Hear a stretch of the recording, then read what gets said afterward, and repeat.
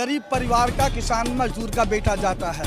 इन नेताओं का बेटा और बनिया का लड़का नहीं जाता। भारतीय जनता पार्टी का जब देखो तब प्रचार करते हैं। आम जनता की चिंता नहीं को अपने बच्चे की शादी विवाह कैसे करेगा, वह कैसे 2 वक्त की रोटी चलाएगा। जो लूटने वाले हैं, जो सत्ता के दलाल हैं, उनके लिए महंगाई नहीं है।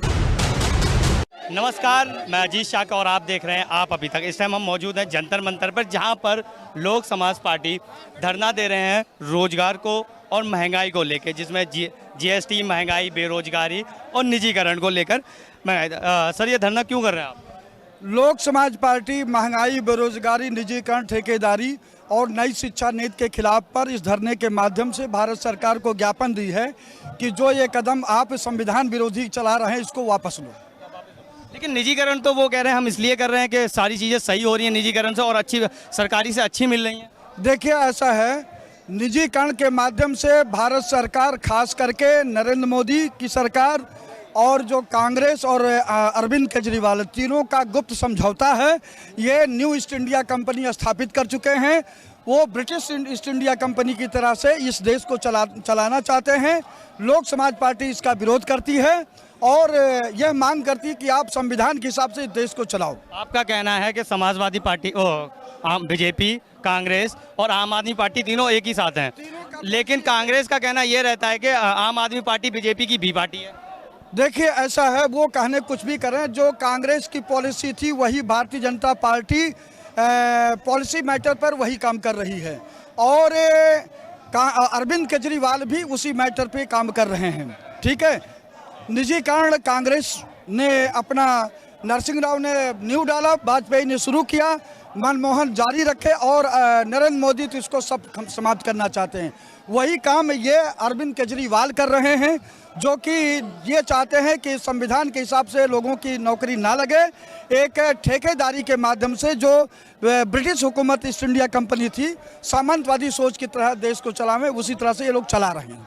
लेकिन आप जीएसटी की बात कर रहे हो, लेकिन सरकार का कहना है 1 स्टेट 1 टैक्स। तो अगर 1 स्टेट 1 टैक्स है तो 1 नेशन 1 एजुकेशन क्यों नहीं लागू कर रहे हैं?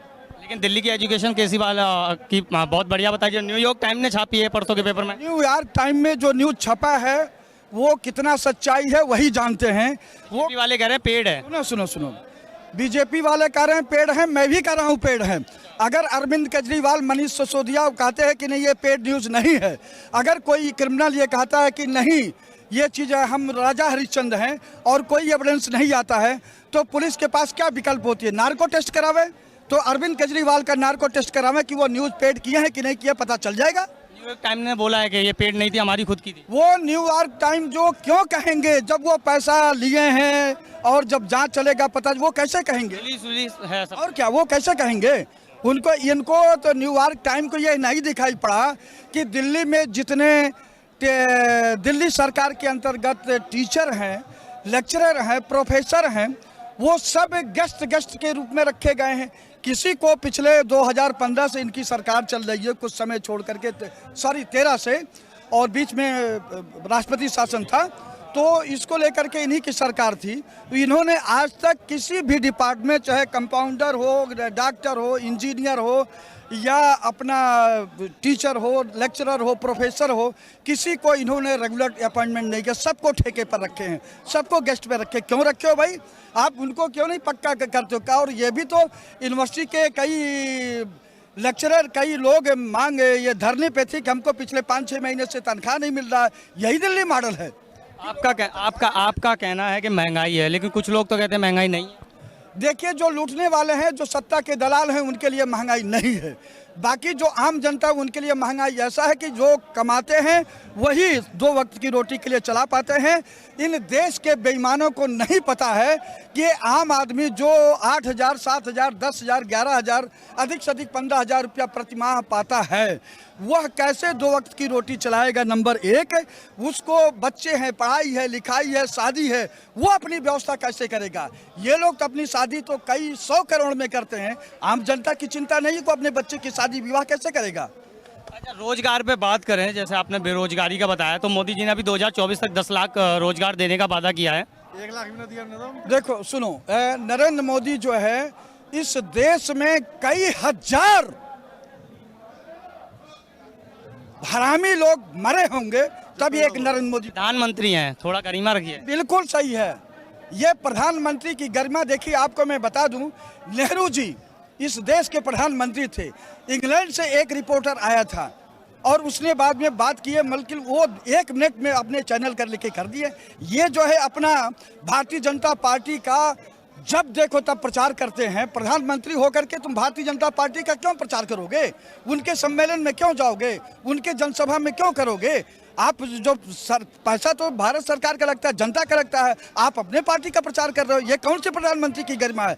जिसको अपनी गरिमा का खुद ख्याल नहीं है, दूसरा आदमी क्यों उसको आदर देगा? अंतिम सवाल मेरा ये रहेगा आपसे, जो अभी अग्निपथ अग्निवीरों की है उसके लिए आप क्या कहना चाहेंगे, वो ठीक है? देखिए नरेंद्र मोदी 74 साल के हो गए हैं, तो ये 2000 गुजरात में करीब 13 साल ये चीफ मिनिस्टर रहे और इधर प्रधानमंत्री रहे। ये क्यों नहीं ये नियम बनाते हैं कि कोई भी विधायक, सांसद न और नगर निगम का आदमी एक बार से ज़्यादा चुनाव नहीं लड़ेगा, चाहे वो जीते या हारे। चलो हार जाए तो ठीक है, लेकिन जो जीत गया उसके बाद नहीं होगा। क्यों? वो अभी आप देखिए, एक नृपेंद्र मिश्रा थे, वो 75 साल में रिटायर हुए हैं और रिटायर होने के बाद में उनको नेहरू कला संस्कृति का 75 साल बीजेपी की पॉलिसी है। ध्यान से सुनो पहले, जो नृपेंद्र मिश्रा थे वो अपना 75 साल में रिटायर, जबकि 65 साल में होना चाहिए। 10 साल उनको इंस्ट्रक्शन क्यों दिया गया? सीसीएस रूल के हिसाब से 2 साल से ज़्यादा नहीं दे सकते हैं। और अभी जो रिटायर होने के बाद में उनको नेहरू कला केंद्र का वो अध्यक्ष या कोई सदस्य बनाया गया है। यानी जब तक वो कब्र में नहीं जाएंगे सरकारी सुविधा लेते रहेंगे, ये कि आप किए हो। और दूसरा जो जवान है अपना वो रहेगा, उसको 4 साल के लिए कर रहे हो। ये वो चाहते हैं कि इसमें जो अग्निवीर है, सेना में जो निचला पायदान है, उसमें गरीब परिवार का, किसान मजदूर का बेटा जाता है। इन नेताओं का बेटा और बनिया का लड़का नहीं जाता है। इसलिए उनको बेरोजगार करने के लिए कि उनकी आर्थिक स्थिति मजबूत ना हो, इसलिए ऐसा ये किए हैं। अच्छा, ये है सरकार से आप कभी क्या चाहते हैं? इस सरकार को मैं ये चाहता हूं कि जैसे पिछली सरकार नैतिकता के हिसाब से देश को चला रही थी, आपको मालूम होगा कि हवाला कांड था, तो उसमें जितने भी मंत्री थे सब लोगों ने इस्तीफा दे दिया। तुम्हारे कितने लोग मंत्री हैं, कितने भी कुछ हैं, सांसद हैं, सबको आप घुसाए जा रहे हो, उनको नहीं हटा रहे हो। और कोई के कार्रवाई करने की आप तैयार नहीं हो और गलत पे गलत आप काम कर रहे हो। आप कहते हो मैं राष्ट्रवादी हूँ। कौन सा राष्ट्रवादी हो कि आप देश की कंपनी हाल है उसको फ्रांस से जब समझौता करना था उसको हटा करके अपने दोस्त की कंपनी अंबानी को आपने दे दिया, ये राष्ट्रवाद है। बीएसएनएल को आप तबाह करके आप उसको अडानी को देना चाहते, ये राष्ट्रवाद है? कौन सा राष्ट्रवाद है? सरकार से भी क्या चाहते हैं? सरकार को ये चाहते हैं, संविधान बना दिया गया, संविधान के हिसाब से देश चलाइए और जो जैसे अमेरिका वगैरह में अब पॉलिसी पर लड़ते हैं वैसे अपना चुनाव लड़िए, कोई हमको आपत्ति नहीं है। बहुत बहुत धन्यवाद। तो हमारे साथ लोकसभा पार्टी के लोग थे जिन्होंने साफ कहना है कि जो संविधान है उसके हिसाब से देश को चलाना चाहिए, ना कि अपनी नीतियां बनाकर देश को चलाना चाहिए। मैं अजीत शाह, आप देख रहे थे आप अभी तक। धन्यवाद। देश और दुनिया की खबरों से अपडेट रहने के लिए आप अभी तक न्यूज चैनल को सब्सक्राइब करना ना भूलें और साथ ही हर न्यूज का नोटिफिकेशन पाने के लिए बेल आइकन को भी